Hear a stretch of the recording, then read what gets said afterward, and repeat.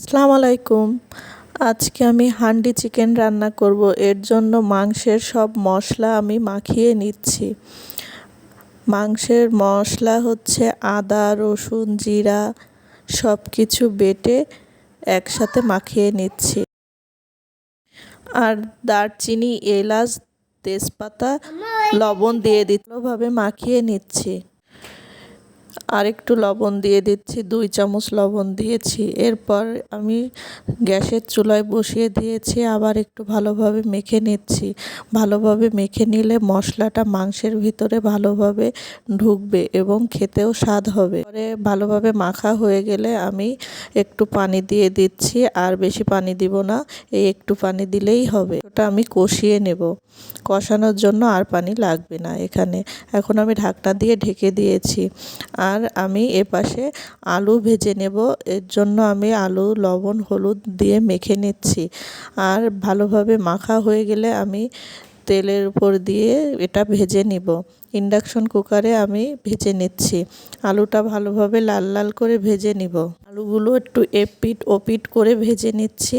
দেখুন, আর ইন্ডাকশন কুকারে মাঝখানে একটু লেগে যায়, এজন্য আমি বারবার নেড়ে দিচ্ছি। এ সময় আমার ক্যামেরাটা একটু নড়ে গিয়েছিল, এজন্য এরকম হয়েছে। এর জন্য আমাকে ক্ষমা করে দিন। আর এভাবেই আমি এবার ভেজে নিচ্ছি। আলুটা ভালোভাবে ভেজে নেব।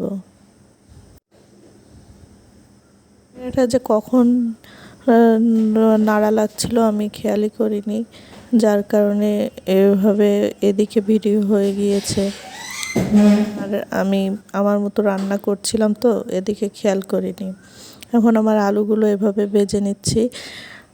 এদিক থেকে আমার গ্যাসের চুলায় যে মাংস বসিয়ে দিয়েছিলাম সেটা আবার একটু নাড়িয়ে দিচ্ছি, না হলে তলে লেগে যাবে আর পুড়ে গেলে খেতেও ভালো লাগবে না। এজন্য আমি ভালো করে নাড়িয়ে দিচ্ছি এবং ভালোভাবে কষিয়ে নিচ্ছি মাংসটা। এদিক থেকে আমার ইন্ডাকশন কুকারে আলুটা ভাজা হয়ে গিয়েছে প্রায়। আর দেখছেন কিছুটা বেশি ভাজা হয়ে গিয়েছে, লাল লাল হয়ে গিয়েছে, আবার কিছুটা এখনও ভাজা হয়নি। এজন্য যেগুলো ভাজা হয়ে গিয়েছে সেগুলো আমি উঠিয়ে নিচ্ছি, আর যেগুলো এখনও ভাজা হয়নি সেগুলো আমি রেখে দিয়ে পরে উঠিয়ে নিচ্ছি। এখন আলুগুলো আমি এই মাংসের ভিতরে দিয়ে দিব। আর মাংসগুলো আরেকটু নাড়িয়ে নিচ্ছি যে তলে লেগে গেছে কিনা দেখার জন্য। এর ভিতরে আমি ভেজে নেওয়া আলুগুলো দিয়ে দিচ্ছি। ভেজে নেওয়া আলুগুলো এর ভিতরে দিয়ে আরেকটু নাড়াচাড়া করব। আলুগুলো দিয়ে এখন আমি ভালোভাবে মাংসের সাথে মিশিয়ে নাড়িয়ে এবার ঢাকনা দিয়ে ঢেকে দিচ্ছি। এই যে আমার কষানো হয়ে গিয়েছে। কষানো দেখছি আর একটু যে ঝোল আছে কিনা, একদম শুকনা করে কষিয়ে নিচ্ছি। এই যে আমার কষানো হয়ে গিয়েছে। এখন আমি গরম পানি করছি ইন্ডাকশন কুকারে, মাংসের ভিতরে দিব ঝোলের পানি। এজন্য আমি সব সময় ঝোলের পানিতে গরম পানি করে দিই, এতে মাংসের স্বাদটা আর একটু বেশি ভালো হয়। আমি ঢাকনা দিয়ে ঢেকে দিচ্ছি। কিছুক্ষণ ঢাকনা দিয়ে ঢেকে অল্প আঁচে জাল দিয়ে রান্না হয়ে গিয়েছে। দেখুন, বেশি ঝোল রাখবো না। এই যে ঢাকনা দিয়ে এখন আবার ঢেকে দিচ্ছি। হান্ডি চিকেন প্রায় রান্না শেষ। কেমন হয়েছে জানাবেন বন্ধুরা।